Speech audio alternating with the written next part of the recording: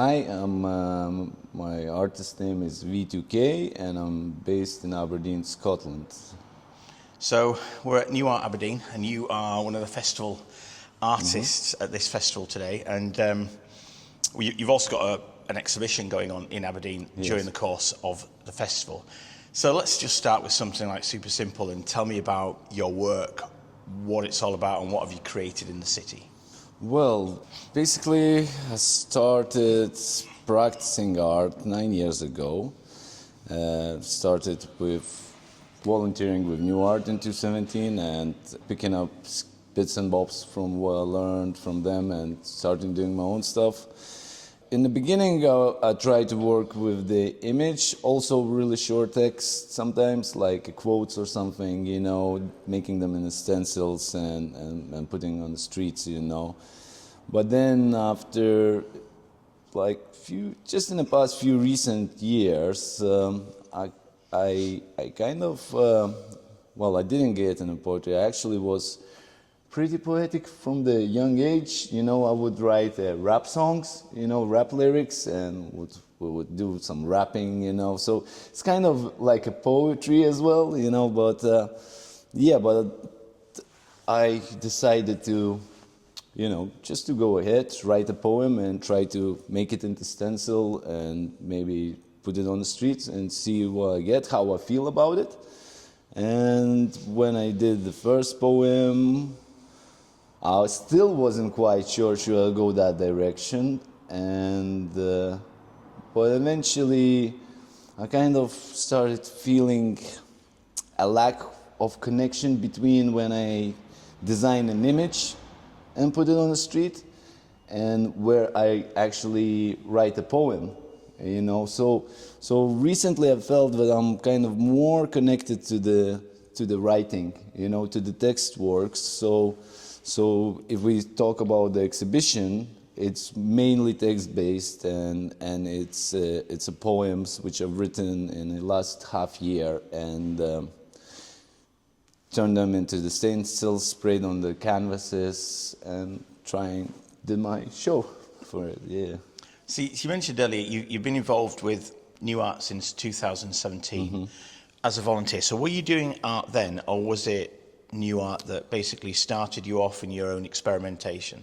No, it wasn't. I wasn't doing art then. So when I was about 11 years old, you know, I was also fascinated by graffiti. I want to be a graffiti writer. We started doing our kind of, you know, first graffiti on the old walls. So we wouldn't have a chalks even. We would just take stones, and because plaster on the walls were so old, so you would grind it with the rock and you will leave like a mark, you know, so you could write it something. So that was my kind of first graffiti. Then I got like to the point, I remember I was maybe 11, 12 years old. I decided to get my first spray can, you know, and where I lived, there was funny. So I remember asking my mom for some money. She gave me, so I went to this automotive shop, you know, like bought like a tiny can, you know, of the spray paint, which was green color. I remember like that right now. And I got back into my block where I lived, you know, like it was like a closed yard.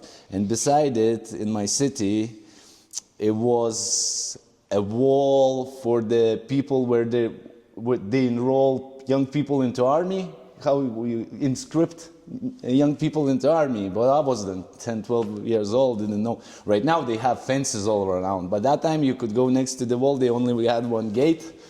So I remember I picked up that can and I just went mad, like creating my first tag and stuff like that. And while I was painting, the can dropped out of my hands and fell on the ground, and cap separated from the can. And this can had this kind of New York style cap, you know, it's like a little thing. So I thought, okay, I'm just gonna put my cap in. And apparently when the can fell down, the nozzle for the cap, which you stick in the can, got a chip of it, you know, and I didn't notice. So as soon as I put up the cap, pressed it, the thing, through the gap there, I had a massive spray in my face of that paint. Just like it went blind green, you know. I kind of knew where my house is, you know, because it wasn't just far away. So I'm just like run home, went to the bath, start washing my eyes and everything. And since then, I actually never picked up a spray can until Nuart came over to the town, you know. So it put me off. This incident at a young age put me off a bit from spraying on the streets, let's say, and developing my skills. But at school, yeah, you know, That's quite an origin story. Yeah, it's quite an origin story. And at school, when I started getting older, I kind of decided that school is not for me, you know. I kind of not interested in what they're trying to teach me, you know. And but I still needed to attend the school, you know. My parents, obviously, my mom would say, "Oh, you need to go and study," you know, and all that stuff. So during the lessons at school, I would just like everyone would do their whatever maths, you know, languages, whatever. I would just back pages of my notes and draw graffiti in there, you know, with the pen, you know. And so then another period came in my life, so I kind of been away from it until Nuart kind of reintroduced me back to the scene. And yeah, and I picked up and started doing more and more things, and right now I'm at the stage where I am now. Yeah. It seems quite serendipitous, that, because from what you're saying, you've always had it in you. You know, it's always definitely been a part of who you are, whether it be doodling in the back of books or, you know, experimenting with those spray cans and even the scratching on the walls. You've been mark making a long time, and I suppose sometimes you just need a spark, don't you? And something like Nuart coming to a city where you're living and think, hang about, this is a major festival. I'm going to be all over this. Yeah. And you have been, because I've known you for a long time, and you've always been supporting the artists, and you've always been helping out with the production, and you've always been doing your little interventions. So as the big murals were doing, you were in the background, just putting them out there. But at that time, it was a stencil based. Yes.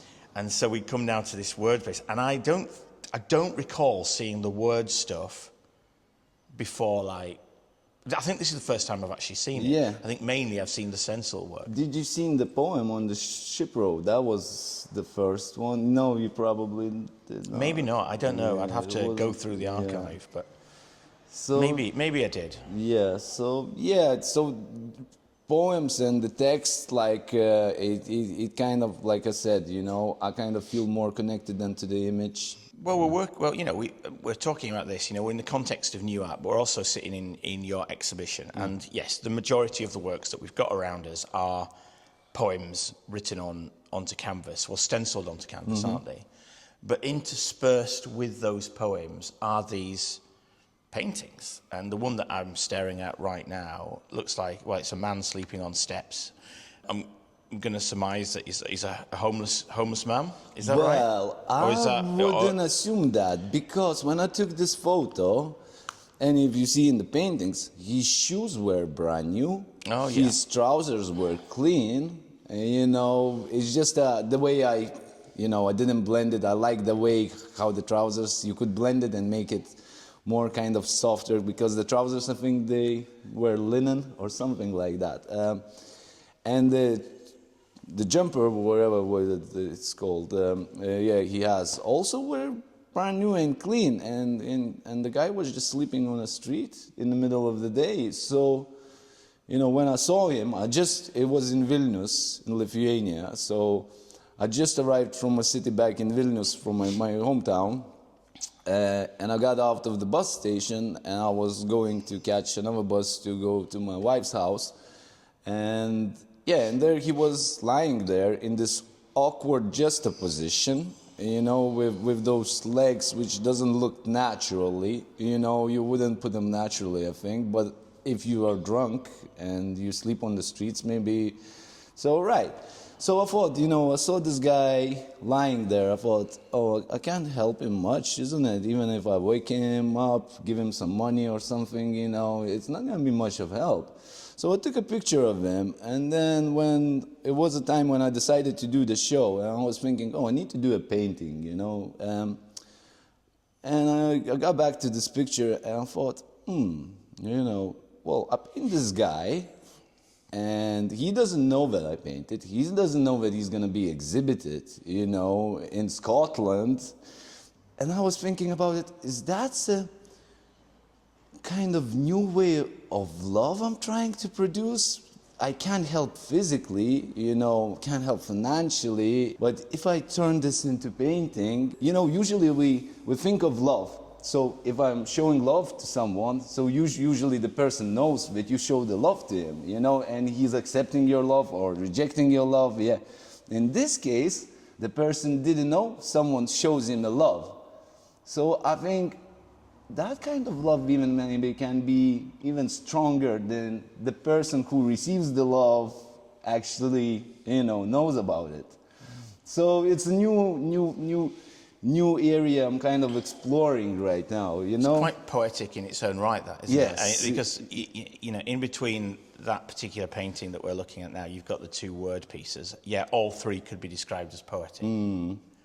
Which I think is interesting in itself. Yes, yeah, I also thought that this painting is, it brings a sense of poetry. That was one of the reasons why I chose it, you know, because you can write a book, you know, about this man sleeping on the street. Yeah. He doesn't look 100% homeless because how clean he is. Well, I'm not sure, maybe he got some charity fresh clothes just out of it, you know, or maybe he has a home, and he's just like gets a binge drink and sleeps on the street. There's definitely a story behind it, isn't there? And the fact that we're talking about it and reflecting on that is yeah, I suppose what art is all about. But you said that you hadn't been to art school at all. No. So how did you learn that? Have you? Well, yeah, Nuart was my school. Kind of, okay. You know. Obviously, they produce the big murals and everything. So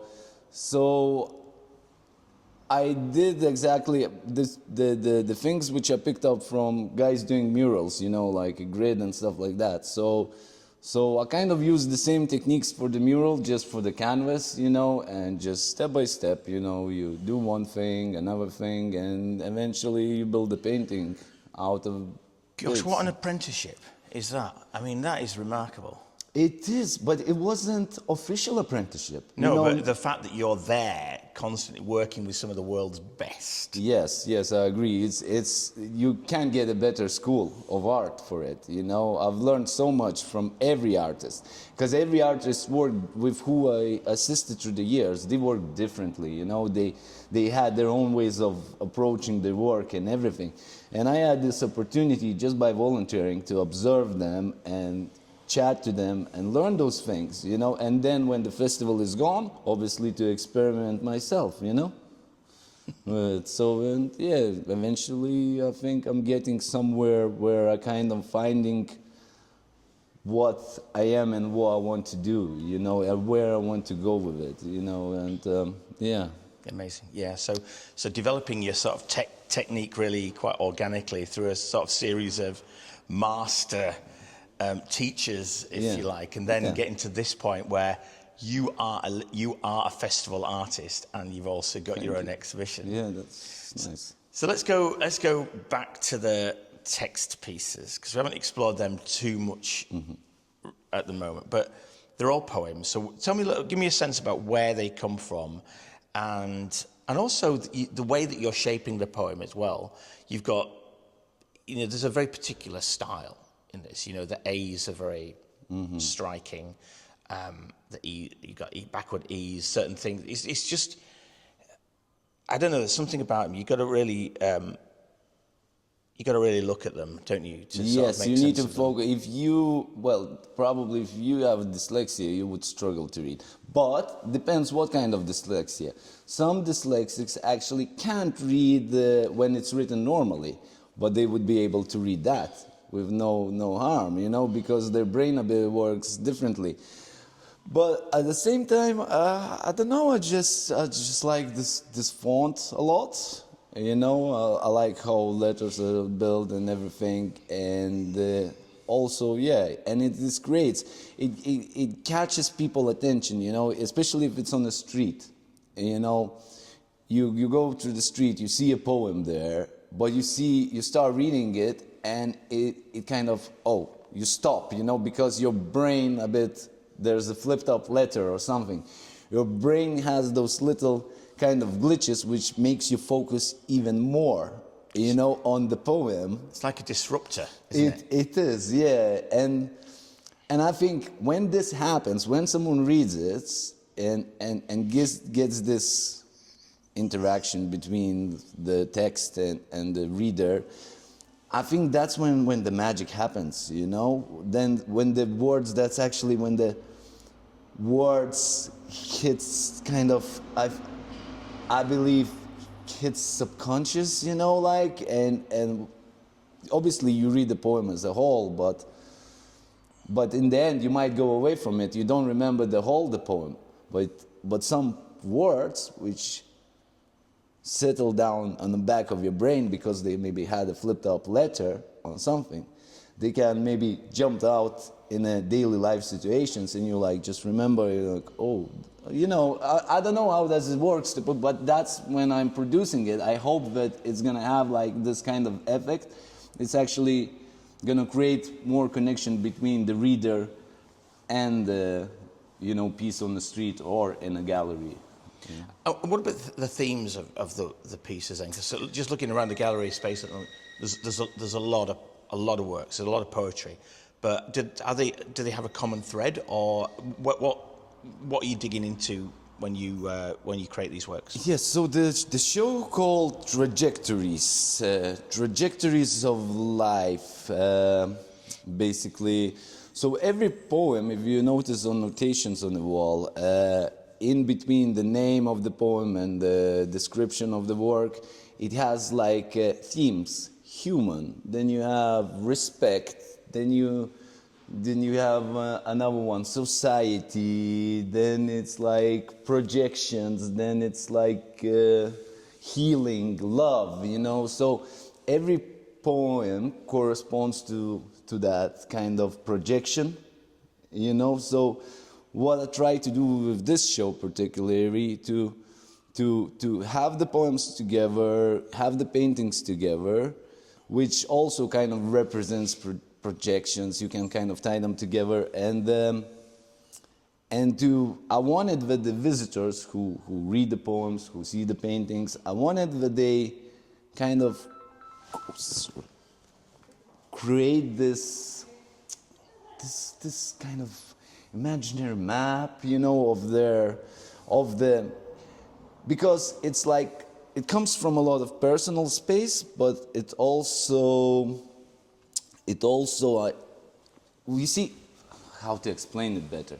See, when you're writing rap, hip hop, yeah, you usually focus on you know, I did this, you know, I do that, you know, he did this, you know, but when I write a poem, I'm trying to remove I, he, you know, so I'm trying to be more collective, you know, we, us, our. So it comes from me, but I'm trying to adapt it to the everyone, you know. So because all of us go through the different emotions and life experience in life, and we feel different things and everything.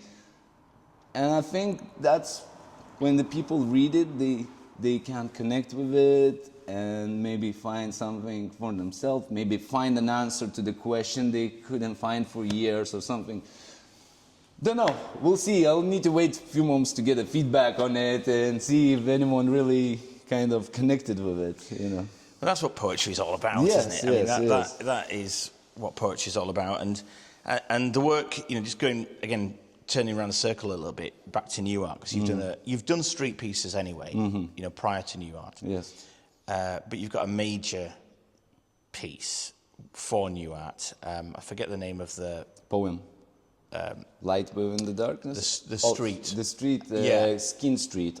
Skene Street. Okay. Yeah. Yeah, and it's really quite striking. It is. And it's you can't miss it. Yes. You know, a lot of your other pieces might have just been sort of a little bit hidden away. They're in Yes. sort of like spaces which have been uncared for, and you've put your work on into that space. But this is very prominent. Yeah. So tell me about that piece, and tell me how what your hope is for people interacting with that. Okay, so this piece I've written especially for the New Art Festival, like maybe 3 weeks before no, like 2 weeks before we started production or something like that. And the poem is called Light Within the Darkness. So I try to kind of tell my story in the poem. Back in the past, I went through a lot of darkness, as probably everyone goes in their life, you know, through dark and light periods and everything. Well, I was in a dark place back in my life, and you know, and New Art, when I started volunteering with New Art, you know, you go for 1 year, you meet the people, you learn something new, and then New Art is away, but it leaves such an impact on you that you start thinking, you know, contemplating for a year, thinking what happened, how you know, it just like, New Art helped me to kind of tackle my darkness, let's say, you know, and so I thought writing this piece, it would be, you know, would be this poem, I mean, would be really good, you know, and so I wrote it about it, that it's like, it sounds, when you read it, it sounds dark, but every kind of line, especially at the end, you get a glimpse of light in it, you know, which kind of, you know, says, yeah, the world we live around is shit, you know, everything is fucked up, you know, but, you know, we still need to search for that glimpse of life, even in the darkest places. And once we find it, we can bring it up and maybe change something with it, share with others, you know, and say, you know, it's not that bad. We all went through the shit, but we got some light, and I'm happy to share my light with you. That's kind of back context behind the New Art piece, which I did this year. You just got to find it, right? You just got to... Yeah. I know, and sometimes is it about just opening yourself up? Because sometimes what I was hearing, that it can seem quite dark and quite difficult, but you open yourself up to different opportunities or go to a different space, whatever, then you might start, actually, there's a little bit of light just there. Yeah. I'll head to that. Yeah. Maybe that light will become brighter and brighter with the years. I love the fact that the wall is seated opposite the primary school, directly opposite the primary school, and this actually made me feel so happy, because the first day I started painting, we had primary 3 kids came out with their teachers, stood along the wall, and I was telling them where was the first stencil made in the caves, you know, when the cavemen put it their hands and sprayed it and leaving the hand imprint for the first time. That's kind of first stencil thing.